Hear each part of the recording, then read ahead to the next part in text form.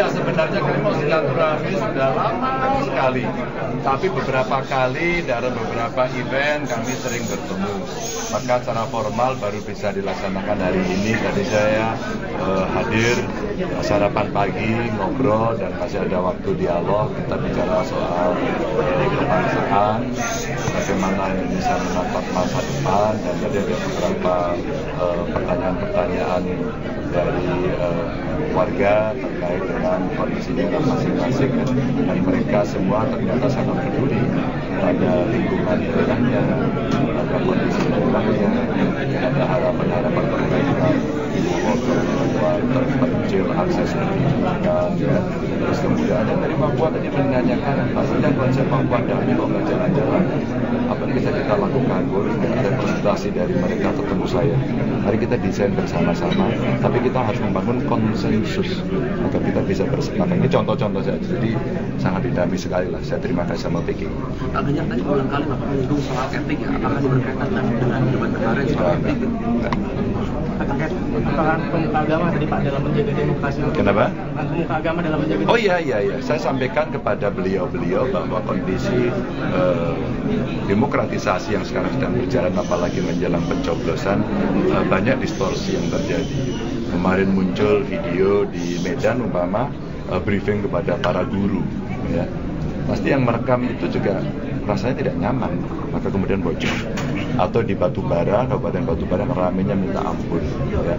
Kemudian semua tidak mengaku. Sebenarnya cara-cara seperti ini harus dibuktikan dengan teknologi, dengan pengetahuan. Udahlah, itu digital forensik aja biar kita tahu. Atau barangkali beberapa orang yang ditelepon agar tidak kenceng-kenceng untuk mendukung saya, maksudnya gitu. Agar mereka ya nantinya baik-baik. Nah, model-model seperti ini rasanya suasana yang tidak pas untuk negara demokratis seperti kita. Kan demokrasinya mau kita bikin betul-betul substantif, partisipasinya ada. Mungkin baik juga sih debatnya bukan tanya jawab, betul-betul debat, beradu saling foto, itu akan menarik.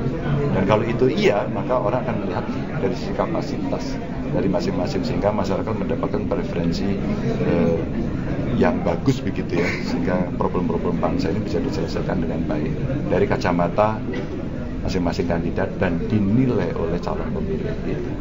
Pesan dari PGI Pak untuk pemilu? Ya, kita perjumpaan hari ini kita sangat bersyukur. Pertama, Pak Ganjar mendapat aspirasi dan harapan-harapan dari pimpinan gereja. Tapi yang kedua, para pimpinan gereja juga mengenal Pak Ganjar. Harapan kita bahwa pemilu ini sebagai bagian dari demokrasi bisa berlangsung dengan jujur, adil. Pemilu tidak hanya sekedar formalistik, sehingga demokrasi kita jauh dari nilai-nilai demokrasi. Yang kita harapkan adalah demokrasinya substansial, tidak hanya sekedar prosedural mekanis, tetapi nilai-nilai kejujuran, kesetaraan, keterbukaan itu betul-betul ditunjukkan, dan negara hadir sebagai penyelenggara, negara hadir dengan penuh netralitas. Kami gereja-gereja juga berupaya untuk ikut mengawal.